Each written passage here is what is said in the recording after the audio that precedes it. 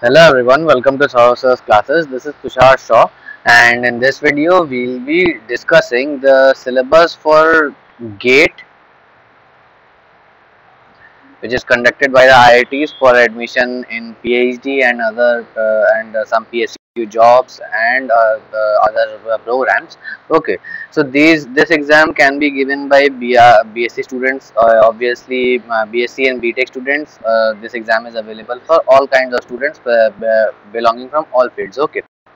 So in this specific video, we will be discussing the syllabus of chemistry, that is CY. The chemistry, the code for exam, this chemistry is CY in any IIT paper, that is GATE, JAM or JEE, anything. Okay. So we will be discussing the basic things that we require to prepare for, which are given in the syllabus for preparation of GATE exam, and therefore we will be going into details of that. Okay. So, and like any standard chemistry paper, or we may say as it is there in the chemistry subject, the basic chemistry is divided into three major subparts. Okay, where those are physical chemistry, inorganic chemistry, and organic chemistry. As you can see, it is there in this paper. Okay, so we have this inorganic chemistry over here, and then we have organic chemistry. All of them has quite a lot of syllabus, so we will be going into the details one by one. Okay, so let us firstly discuss the physical chemistry part. So the first major part of physical chemistry syllabus is the structure of molecules. Basically, the name structure is not like ill treated, because the name should be quantum mechanics. Okay, quantum mechanics and related things, and the things related to that. Okay, so firstly you have to learn the basic postulates of quantum mechanics, about how quantum mechanics arises, where is the difference from the classical mechanics, what is photoelectric effect and Compton effect, and those things. So those are the postulates. We'll be then learning about operators, eigenvalues, eigenfunctions, those kind of things. Then we have the time dependent and time independent Schrodinger equation with the bond interpretation. Okay, so some derivations are there related to the Schrodinger wave equation. You already know that, because this is a very famous equation. Okay, then we have the Dirac bracket notation. This is obviously belonging to the operators part, but like it is given in a separate section, so as to give focus give detailed focus on this part, as so as because many a times many numericals come from this part. Okay. Then we have this particle in a box, very important part. Many numericals and many questions have arisen from this part. So particle in a box, we are having infinite walls, the concept of tunneling in 1D, 2D and 3D. All of this comes under the particle in the box part. So, and the application. So we have to study that quite in details. Okay. Then we have the harmonic oscillator, the harmonic and anharmonic potentials, the Hermite polynomials, and the rotational motion, which is basically leading to the spectroscopic part of like physical chemistry. But spectroscopy has another chapter, so we will be going into details for that. Okay. So then we have this the rigid rotor and the examples of molecules like hydrogen and hydrogen-like atoms. Okay. So obviously we have studied in atomic structure, we have studied just about species like hydrogen and the hydrogen like atoms, because those are like kind of easy to differentiate among those are very easy to study and differentiate among the rest of the elements. Okay. Then we have the atomic orbitals, the radial distribution function, multi-electron atoms which have obviously more number of electrons than hydrogen. Okay, these atomic orbitals and radial distribution function, they have certain graphs, certain diagrams to be noted. So you will be studying that in details. Okay. Then we have this basic two or three rules which I have studied from the lower level, that is the Pauli's exclusion principle, Slatter's determinants, and approximation methods using the variation method and secular determinants. Okay, now this would be a new thing for you, but obviously this is included in the syllabus.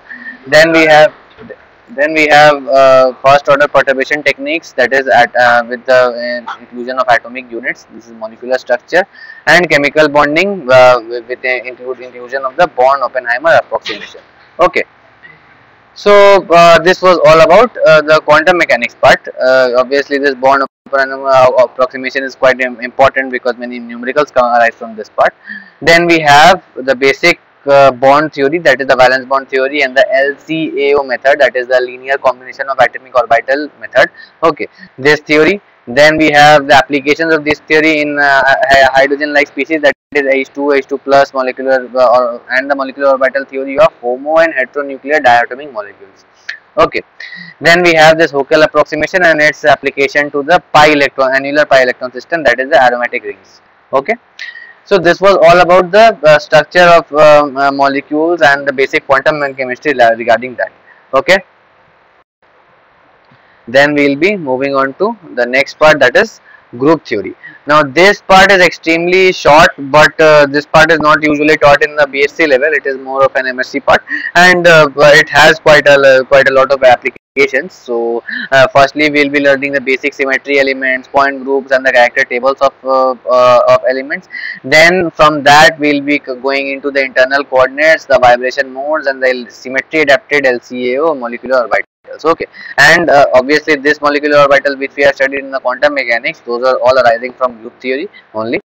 So yeah, so those parts and the construction of hybrid orbitals using symmetry aspects. Okay, then we have the third part, that is the spectroscopy part. So many types of spectroscopy are there in your syllabus. Firstly, there is atomic spectroscopy with the Russell-Saunders coupling.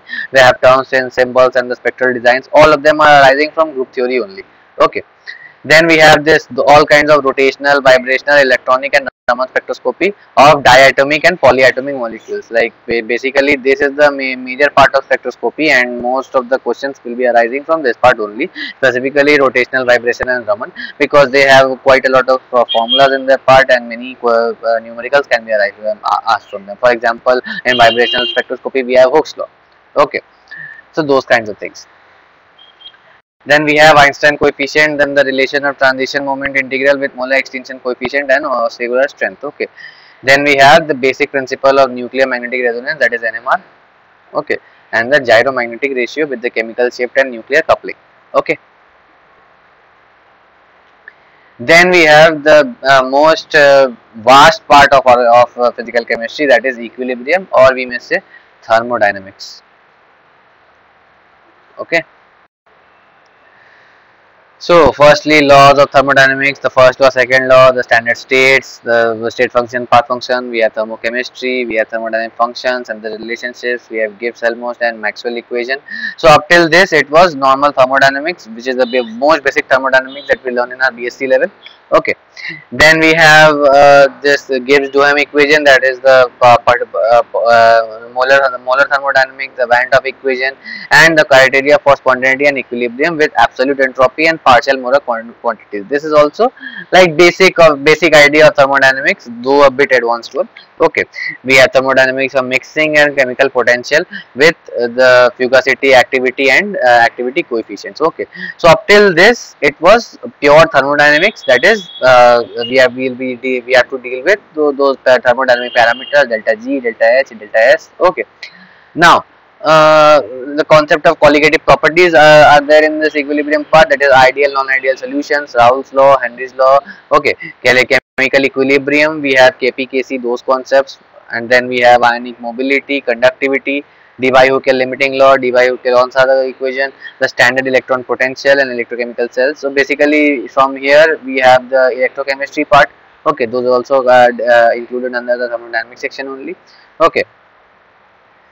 Then we have this Nernst equation and the application of electrode potential in the thermodynamic quantities. Okay, and potentiometric and conductometric titrations.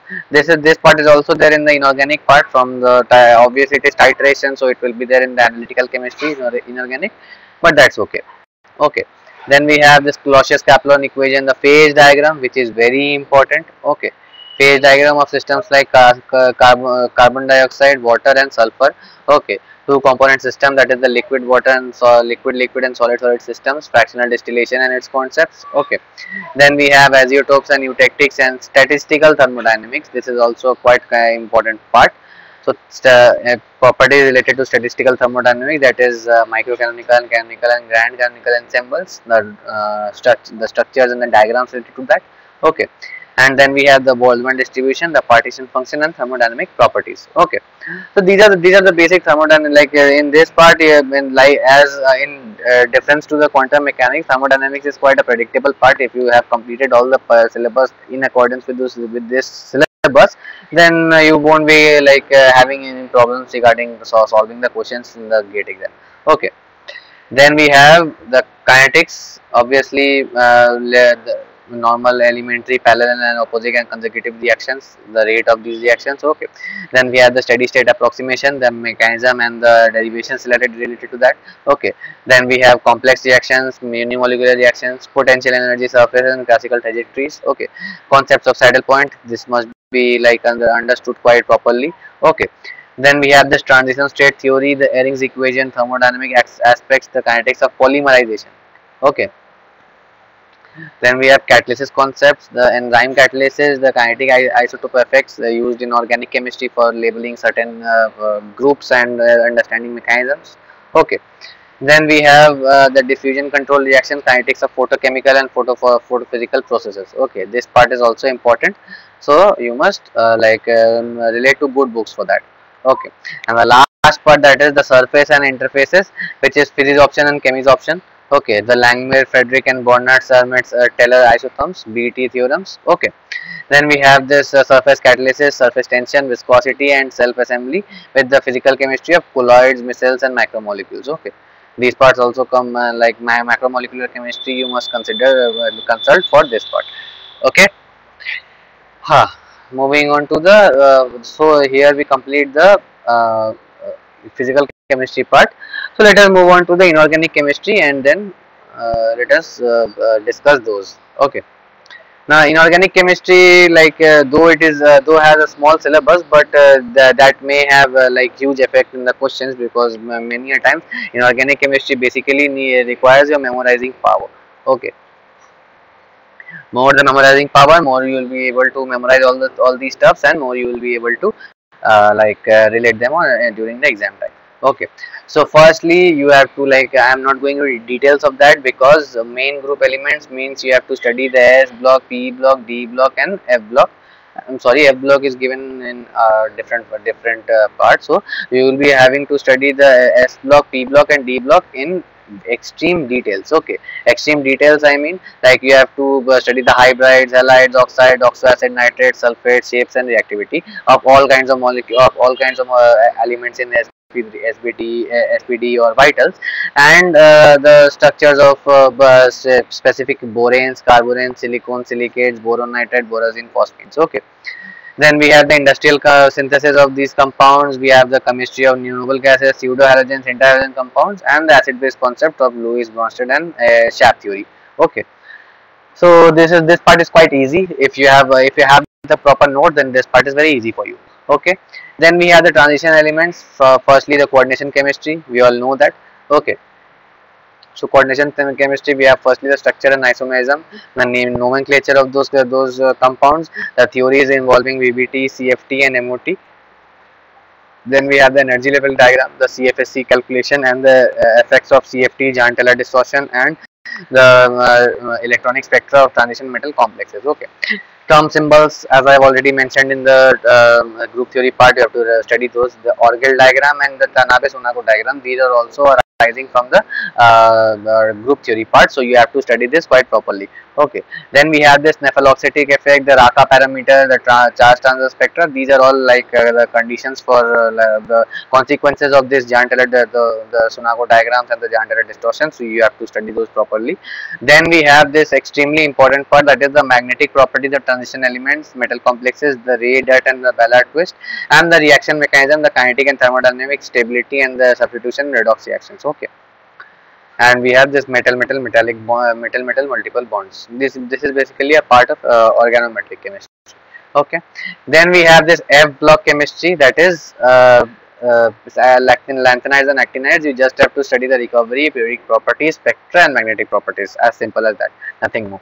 Okay, though there is hardly any chances of you getting any questions from lanthanide actinides, because this is an extremely small concept and hardly there is any question related to that in the last 10 years of GATE. Okay, Anyways, so then we have this organometallic part. We have the 18 electron rule, the metal alkyl complexes, the metal carbon and metal olefin and metal carbene complexes. We have metallocene, fluxionality in organic molecules, types of organometallic reactions, homogeneous catalysis, the types of reaction that are used: halogenation, hydroformylation, acetic acid synthesis, metasynthesis, olefinic oxidation, and this Fischer-Tropsch reaction, Ziegler-Natta polymerization. So basically, in organometallic chemistry, all you have to do is study the this set of reactions quite properly, and the types of bonds that are possible, that is all those metal alkyl, metal carbonyl and metal olefin bonds. Okay, then we have radioactivity, my favorite part in inorganic chemistry, because it scores huge marks and there is hardly any chances of any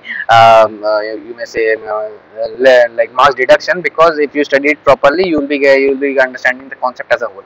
Okay, so the decay process, the half-life of radioactive elements, obviously half-life would be like similar to that of the first order reaction in kinetics, because this the radioactive decay is also a first order reaction. Okay, then we have the fission and fusion processes. Okay, next we have this bioinorganic chemistry, which is basically an important part, though both for understanding the understanding how our body works, and secondly for scoring good marks, because normally from bioinorganic chemistry every year 2 or 3 questions will be arising from this part in GATE and JAM and any other competitive exam.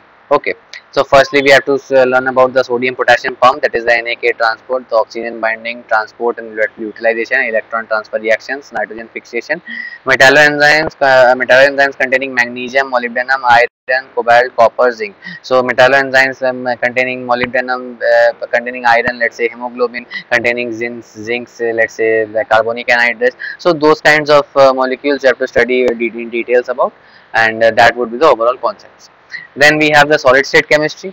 We have this crystal system and lattices, the Miller plane, crystal packing, the crystal defects, Bragg's law, ionic crystals, structures of these kinds of molecules. Okay, we have the spinel structure, band theory, and metals and semiconductors, the differences. Okay, then we have the analysis part, that is we may say analytical chemistry. Okay, so for two types of analysis are there, that is the physical analysis and the chemical analysis. So in physical analysis we have this UV visible fluorescence and FTIR spectroscopy, and MRESR spectroscopy, and mass spectroscopy, and AAS, AES and Mossbier spectroscopy with X-ray crystallography. Okay, all of these are like physical processes of spectroscopy. We will be using machines for that, and we will be getting some values, and from that we will be analyzing what molecule we are given.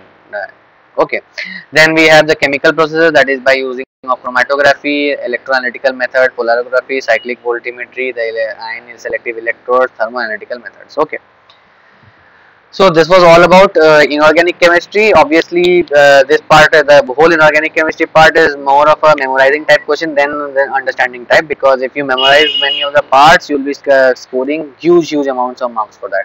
Okay, next part, that is the most difficult part I would say, that is organic chemistry. Okay, um, so organic chemistry, the first of all we have stereochemistry. Okay, which is obviously one of the best topics of organic chemistry that it has. Okay, because this is a like, if you, the stereochemistry is all about visualizing the molecule in 3D. Okay, and if you can do the visualization quite properly, then there is nothing in stopping from scoring you good marks in stereochemistry part. Okay, so firstly we'll be learning about the chirality and the symmetry of organic molecules without chiral center and with chiral center, and the determination of absolute configuration, that is the RS nomenclature you may say. Okay, then we have the relative stereochemistry in our compounds having more than one stereochemical center, the homotopic and anisotropic, the diastereotopic atoms. We have the stereoselective and the specific synthesis. Okay, we have the cyclic and acyclic conformers. We have by cyclic we mean mostly the chair form of cyclohexane. Okay, then we have the geometrical isomer and the optical isomerism, the conformational and configurational effects of and atropisomerism, including biphenyl systems. Okay, and the neighboring group NGP, neighboring group participation on reactivity and specific selectivity. Okay,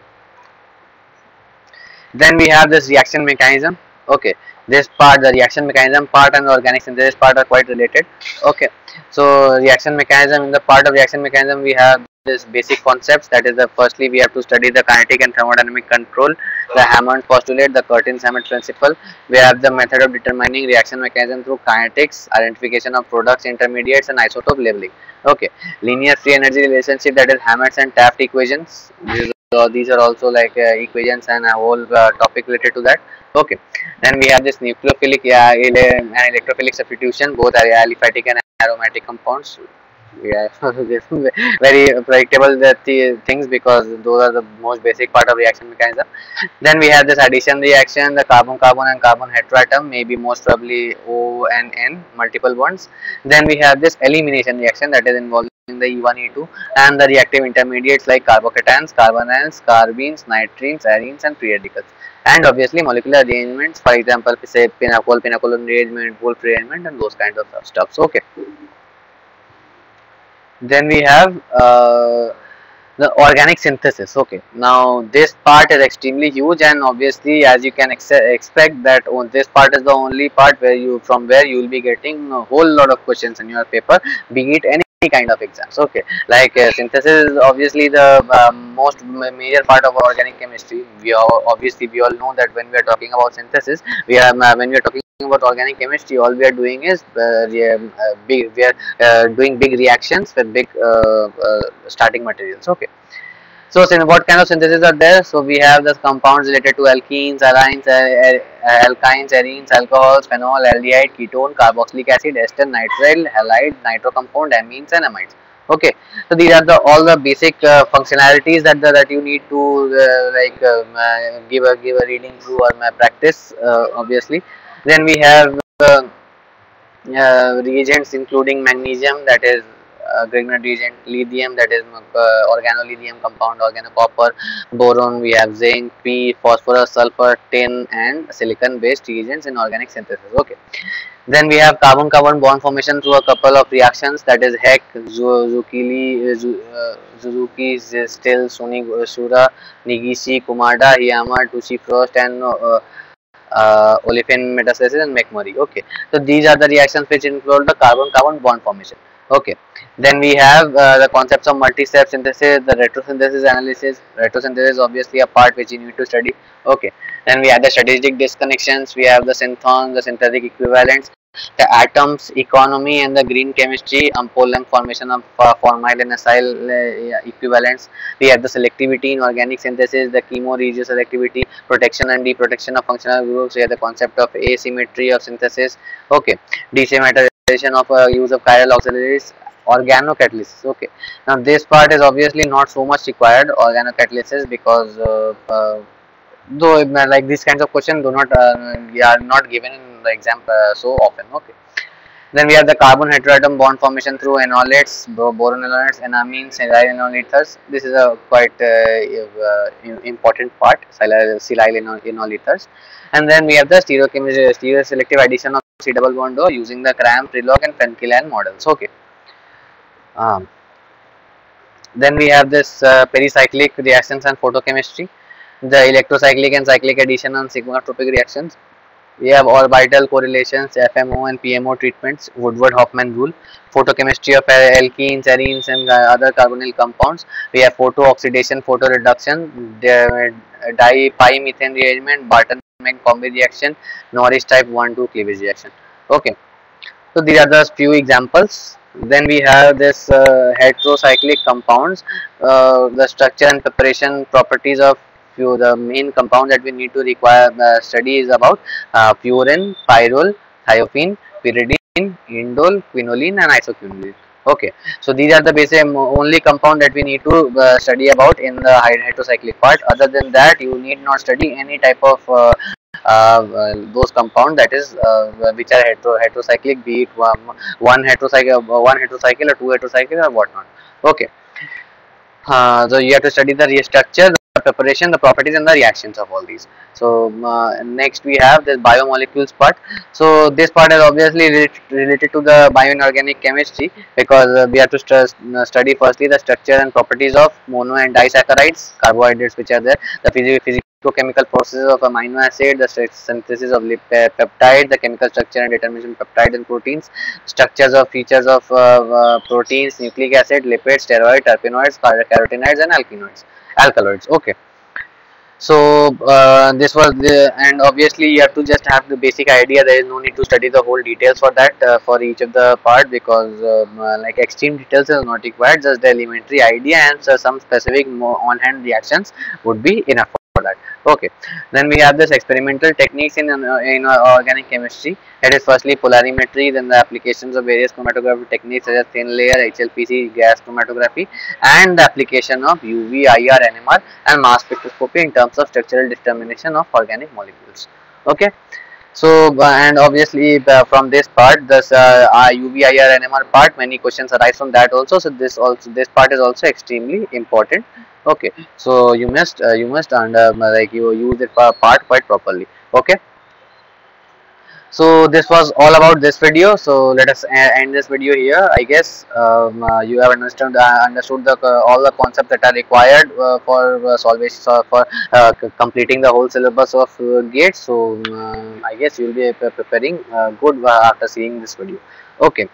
So I hope this video was great, and it gave you some legit information about how to proceed with things. So thank you for this video. I'll see you guys in the next one.